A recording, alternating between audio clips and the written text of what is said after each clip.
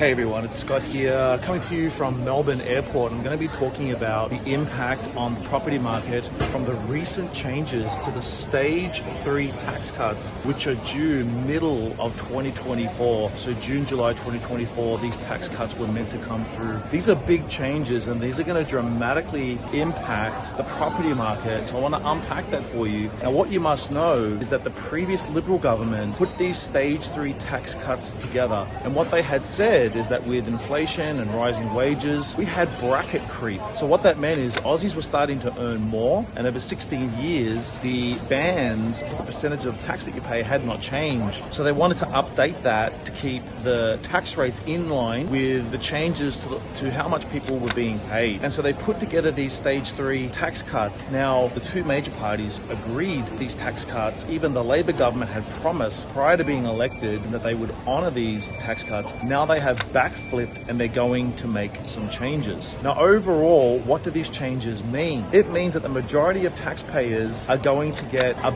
bigger cut than what they were before. Middle and lower income earners are going to go from $100 to $200 each. That's now going to jump by around about $800. So anyone on, say, $50,000 all the way through to $100,000, roughly around there. Check out this chart. This chart will explain the winners and losers of these tax cuts. You can see the amounts there. Go in and take a look at that. But basically what it means is that people on roughly around 50 to 100,000, they're going to get an extra $800. And this is good. And then what you do see is that those people on 150,000 and more now are going to be getting less than what they were promised that they were going to get. What does this ultimately mean? This means more money in the economy. This means more people have more money. And the reality is, though, is that housing costs are not going to decrease. They're going to increase. Rents will continue to grow well above inflation because we've got a supply and demand problem with housing, that we do not have enough supply and not enough new supply being created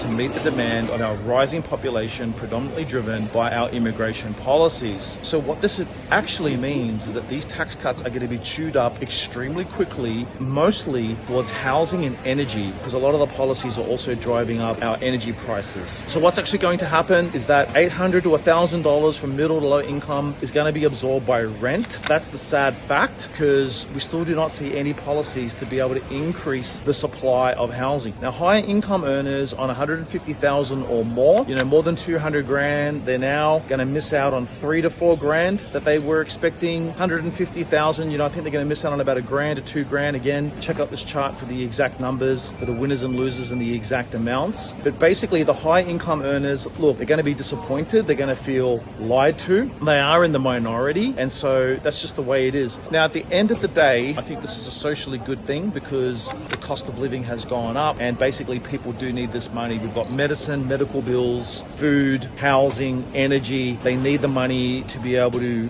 try to keep up quality of life. So I think that these tax cuts are good. I actually do like the changes, but I don't see any reason why we couldn't have increased the tax back for the low and middle income and still kept the tax cuts for the high income people. Our country can afford it. It's just that we don't really spend our money that we collect in the right ways. There's a lot of waste there. That's for another video and something else to unpack. However, people that are getting, another 2-3 grand into their pockets is going to increase their borrowing capacity. So not only will they have more money to spend on rent, they're also going to have more money that they can go to the bank and loan more money and borrow more money. And they will use that to be able to get into the housing market or upgrade their home. And so these tax cuts and these tax advantages, which are going back into people's pockets, are going to be chewed up very, very quick. And a lot of it is going to flow into the property market and increase the value of the property market. So this is one of the factors that's going to drive a huge boom in property over the next 2 to 3 years, especially in that affordable range. Properties below 850,000, anywhere across the country in the key locations. Remember, there's 15,000 suburbs. We actually have a pick of about 10 suburbs that we like, that we are looking at over the next 12 months to invest into. And potentially, we could see 20, 30, 40% jump in many of these locations. One of the things driving that is these Stage 3 tax cuts. Guys, take care. Talk to you all soon. Like and subscribe for more information like this. To get more information like this and much more, and learn everything you need to know about investing in property safely and responsibly, attend my free online masterclass.